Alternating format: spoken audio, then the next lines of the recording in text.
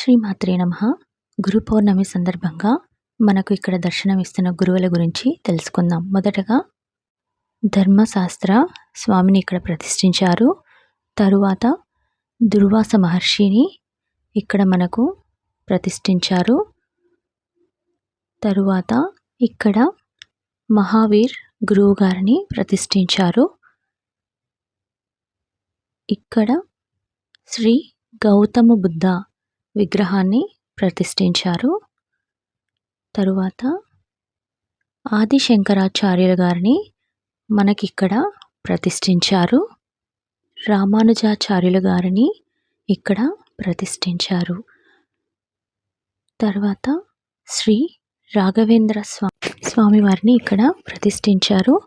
చివరన షిరిడి సాయిబాబాను మనకిక్కడ ప్రతిష్ఠించారు. మన సంస్కృతి సాంప్రదాయాల వీడియోల కోసం మన శ్రీహరి ఛానల్ని సబ్స్క్రైబ్ చేసుకోండి. మొదటగా ప్రతిష్ఠించిన ధర్మశాస్త్ర గురువు గురించి మనం తెలుసుకుందాం. ధర్మశాస్త్ర అంటే సాక్షాత్తు అయ్యప్ప స్వామి, శివుడు మరియు విష్ణువు యొక్క మోహిని అవతారం ద్వారా ధర్మశాస్త్ర ఉద్భవించారు. ధర్మశాస్త్ర అంటే హరిహర పుత్రునిగా శైవ వైష్ణవ ఐక్యతను తెలియజేస్తుంది. ఈయన యోగాసన భంగిమలో మనకు దర్శనమిస్తారు. మోకాలికి చుట్టూ యోగపట్టం చుట్టి ఉన్న భంగిమ రూపం ప్రత్యేకత. అయ్యప్ప తలపై కిరీటం, మెడలో మణిమాల, రుద్రాక్షలు, దివ్యమైన తేజస్సుతో ముఖంలో అపారమైన కరుణ, శాంతం మరియు ధర్మనిష్ట మనకు దర్శనమిస్తారు. శ్రీ దుర్వాస మహర్షి గురించి తెలుసుకుందాం. హిందూ పురాణాల ప్రకారం దుర్వాస మహర్షి అత్రి మహర్షి అనసూయాదేవి కుమారుడు. దుర్వాస మహర్షి శివుని అంశానికి చెందినవారు. ఈయన అత్యంత ముక్కోపి స్వభావం కలవారు. క్షణకాలంలో కోపానికి శాపాలు ఇవ్వడం ప్రత్యేకత. కానీ ఆ శాపాలు కూడా లోక ధర్మస్థాపనకే ఉపయోగపడతాయి. ఈయనకు వచ్చే క్షణకాల కోపానికి ఎవరినైనా శపించగలరు.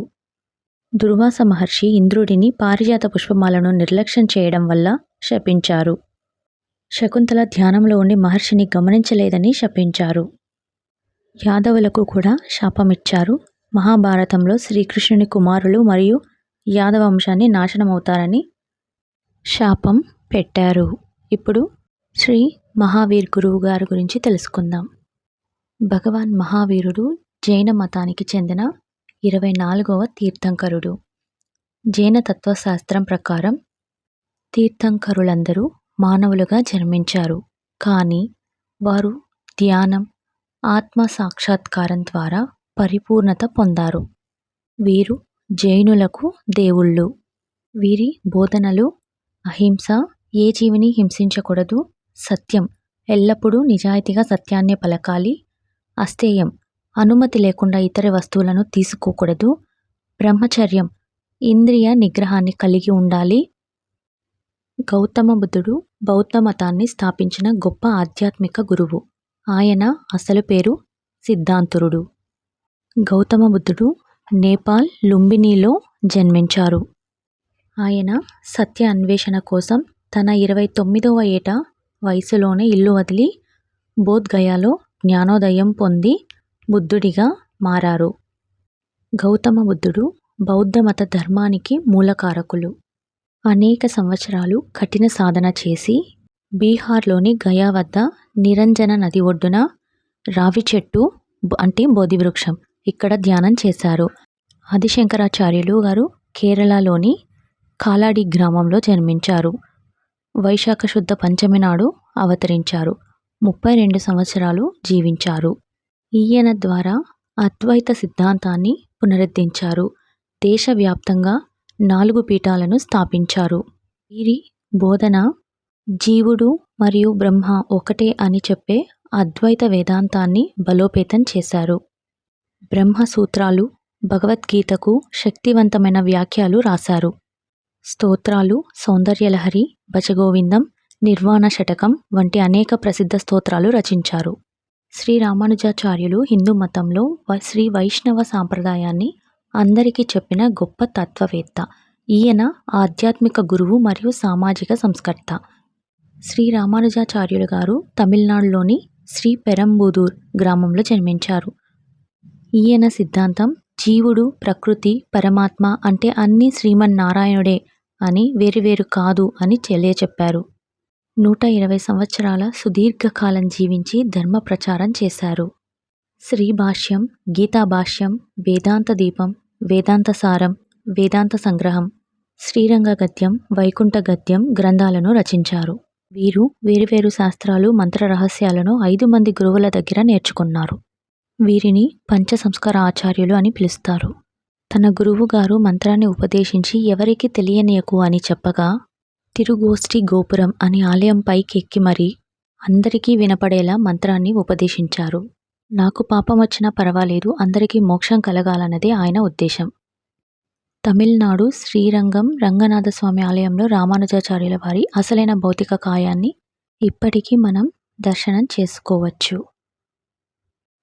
శ్రీ గురు రాఘవేంద్ర స్వామి హిందూ మత దైత్వ సిద్ధాంతానికి చెందిన వైష్ణవ గురువు. భక్తులు రాఘవేంద్ర స్వామిని శ్రీ మహావిష్ణువు పరమ భక్తుడైన ప్రహ్లాదుని అవతారంగా విశ్వసిస్తారు. ఈయన తమిళనాడులోని భువనగిరిలో జన్మించారు. చిన్నతనం నుండే వేద శాస్త్రాలపై పట్టుదలతో సాధించారు. వేణుగోపాల అనే ముద్రతో అనేక కీర్తనలు రచించారు. రాఘవేంద్ర స్వామి గారు పంచముఖ క్షేత్రంలో తపస్సును చేసి హనుమ దర్శనం పొందారు. ద్వైత సిద్ధాంతాన్ని, హరిభక్తిని దక్షిణ భారతదేశమంతటా ప్రచారం చేశారు. తుంగభద్ర నది తీరాన మంత్రాలయంను నివాసం చేసుకున్నారు. బృందావనంలో సజీవంగా ఉండి భక్తులను అనుగ్రహిస్తున్నారు. చివరగా ప్రతిష్ఠించిన బాబా గురించి తెలుసుకుందాం. షిరిడి సాయిబాబా ఆధ్యాత్మిక గురువుగా భావించి పూజిస్తారు. సాయిబాబా బోధనలు అందరికీ దేవుడు ఒక్కడే అని బాబా బోధించారు. శ్రద్ధ, సబూరి, భక్తులకు బాబా ఎప్పుడూ ఈ 2 మాటలు ముఖ్యంగా చెప్పేవారు. శ్రద్ధ అంటే నమ్మకం, సబూరి అంటే ఓర్పు. మతాలకు అతీతంగా మానవత్వమే ముఖ్యమని చాటి చెప్పేవారు. రోగాలను నయం చేస్తూ, ఊది ద్వారా భక్తులకు కష్టాలు పోగొట్టడం వంటివి చేస్తూ మహారాష్ట్రలోని షిరిడి గ్రామం నివాసం చేసుకొని భక్తులను కాపాడుతున్నారు.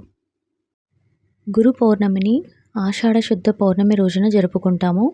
వ్యాస మహర్షి జన్మించిన రోజు పౌర్ణమిని వ్యాస పౌర్ణమి అని కూడా పిలుస్తారు. మనకు జ్ఞానాన్ని అందించి జీవితాన్ని మార్గదర్శనం చేసే గురువులకు పాదాభివందనం చేస్తూ ఈ పవిత్రమైన పర్వదినాన గురువుల గురించి తెలుసుకొని నమస్కరిద్దాం. గురువులు వెలిగించే జ్ఞానదీపంతో మన జీవితం ప్రకాశవంతం అవ్వాలి.